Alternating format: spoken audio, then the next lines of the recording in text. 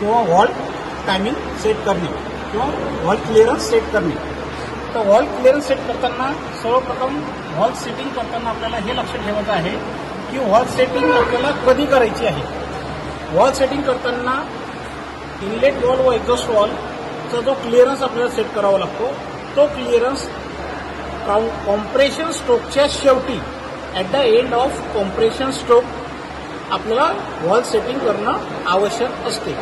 पण wall setting करायच्या अगोदर आपण सिलेंडर हेड बोल्टला योग्य पद्धतीनं टॉर्किंग करणे पण तेवढंच आवश्यक असते.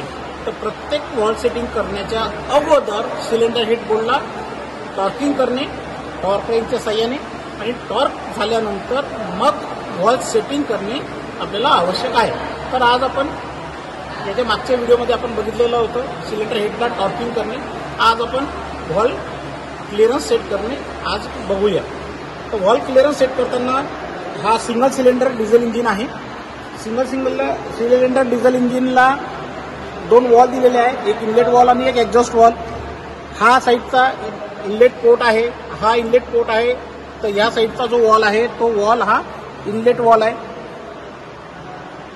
दुसरा जो वॉल असेल तो एक्झॉस्ट वॉल असेल है ना.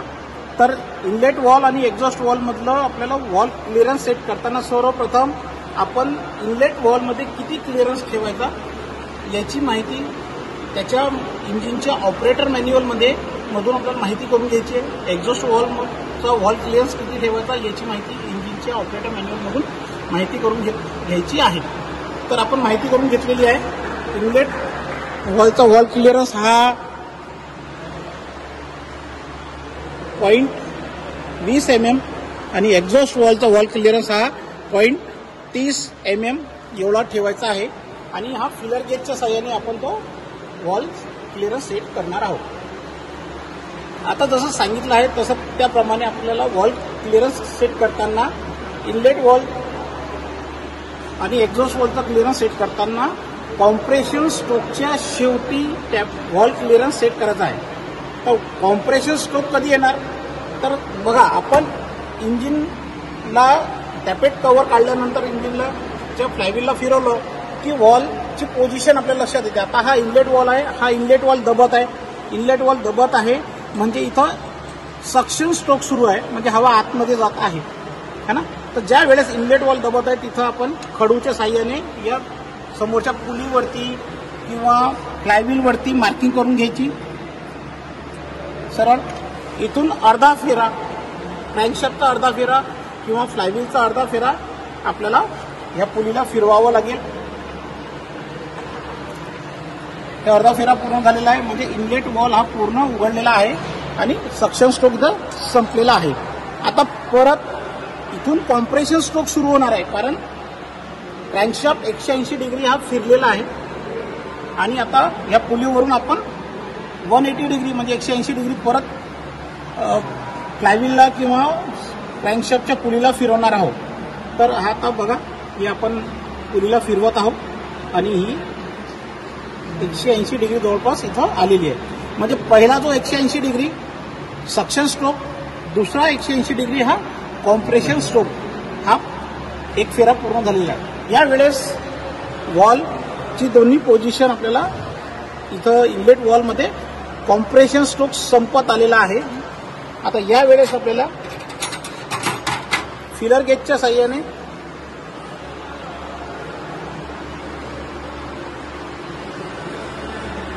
इनलेट वॉलचा क्लिअरन्स चेक करायचा आहे. इनलेट वॉल टिप आणि रॉकर आर्म याचं क्लिअरन्स चेक करायचं आहे. चेक करताना बघायचं की हा फिलर गेज जो आपण 0.20 mm चा वॉल टिप व रॉकर आर्म यांच्या मधात जो टाकलेला आहे त्याच्यामध्ये तेवढी गॅप आहे का, तेवढा क्लिअरन्स आहे का. नसेल तर थोडं आपल्याला त्या क्लिअरन्स ॲडजस्ट करावं लागेल. हा लॉकिंग स्क्रू आहे. लॉकिंग स्क्रूला लूज करायचं, लॉकिंग नटला लूज करायचं आणि लॉकिंग स्क्रूला थोडं लूज असेल तर टाईट करायचं, टाईट असेल तर लूज करायचं. हा बघा आता हा बरोबर मला असा वाटत आहे की हा फिलर गेज 0.20 mm चा जो आपण रॉकर आर्म टिप आणि वॉल स्टेम च्या मधात जो आपण टाकलेला आहे त्याचा पृष्ठभागाला दोन्ही स्पर्श करत आहे आणि हा स्क्रू ड्रायव्हरच्या साहाय्याने ऍडजस्ट करायचा आहे आपल्याला. लॉकिंग स्क्रू हा ऍडजस्ट करायचा आहे. खूप जास्त घट्टही नको आणि खूप जास्त लूजही नको. हे बघा आता हे असं मी फिरवलं, हा पूर्ण घट्ट झालेला आहे. हा फिरवला, हा पूर्ण लूज झालेला आहे ना. तर आपल्याला हे हा योग्य स्थितीत आहे.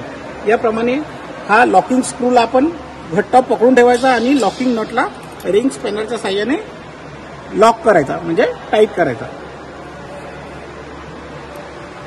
टाईट झाल्यानंतर परत एकदा वॉल क्लिअरन्स चेक करायचा की आपण जेवढा ठेवलेला तेवढं आहे किंवा नाही. ठीक आहे. तर हा झाला इनलेट वॉलचा क्लिअरन्स सेट आपण केलेला आहे. याचप्रमाणे आपण एक्झॉस्ट वॉलचा क्लिअरन्स सुद्धा सेट करणार आहोत. तर एक्झॉस्ट वॉलसाठी 0.30 mm फिलर गेज आहे ना. तो फिलर गेज वॉल आता आपण बघणार आहोत एक्झॉस्ट वॉलचा वॉल क्लिअरन्स सेट करणे. सिंगल सिलेंडर असल्यामुळे एक्झॉस्ट वॉलला हा एक लिव्हर दिलेला असतो, तो एक्झॉस्ट वॉलवर दिलेला असतो. हा लिव्हर कशाचा आहे, तर हा लिव्हर आहे डिकॉम्प्रेशन लिव्हर. म्हणजे जेव्हा आपण हा हँडलच्या साहाय्याने आपल्याला स्टार्ट करावा लागतो, तर स्टार्टिंगच्या वेळेस हा डिकॉम्प्रेशन लिव्हर ऑपरेट करून हँडल फिरवावा लागतो आणि एकदा इंजिन जोरानं फिरणं सुरू झालं की हा लिव्हर सोडावा लागतो, तरच इंजिन चालू होतो. तर त्या कंडिशनमध्ये हा डिकॉम्प्रेशन लिव्हर नॉन ऑपरेटिंग कंडिशनमध्ये असला पाहिजे, याची आपण काळजी घेतली पाहिजे. हा आता नॉन ऑपरेटिंग कंडिशनमध्ये आहे आणि यावेळेस रॉकर आर्म टिप आणि एक्झॉस्ट वॉल फेस याचा मधला क्लिअरन्स आपल्याला चेक करायचा आहे. हा क्लिअरन्स खूप जास्त आहे असं मला वाटत आहे है ना. तर मी हा ऍडजस्टिंग स्क्रूच्या साहाय्याने तो सेट करणार आहोत. याला आपल्याला लागेल रिंग स्पॅनर आणि स्क्रू ड्रायव्हर.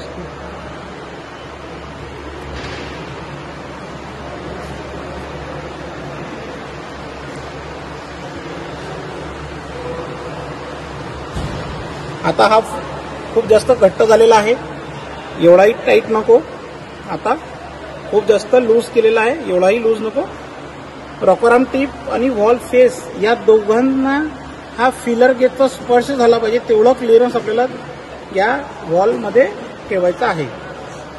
तर हा ऍडजस्टिंग स्क्रूच्या साहाय्याने आपण हा क्लिअरन्स ऍडजस्ट करत आहोत आणि हा मला असं वाटतं की हा क्लिअरन्स हा एवढं जे मी आता ठेवलेला आहे हा योग्य आहे. ठीक आहे. आता हा लॉक जो स्क्रू आहे ऍडजस्टिंग स्क्रू याला दाबून ठेवायचा घट्ट आणि लॉकिंग नटला आपल्याला टाईट करायचा आहे.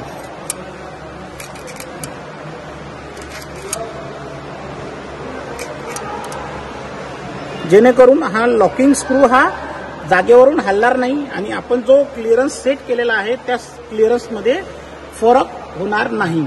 म्हणून त्यावेळेस हा लॉकिंग स्क्रूला घट्ट पकडायचा आहे आणि रिंग स्पॅनरच्या साहाय्याने लॉकिंग नटला घट्ट टाईट करायचा आहे.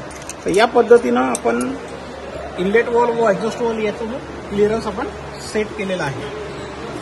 आपल्याला सर्वांना समजलं असेल अशी अपेक्षा करतो. धन्यवाद.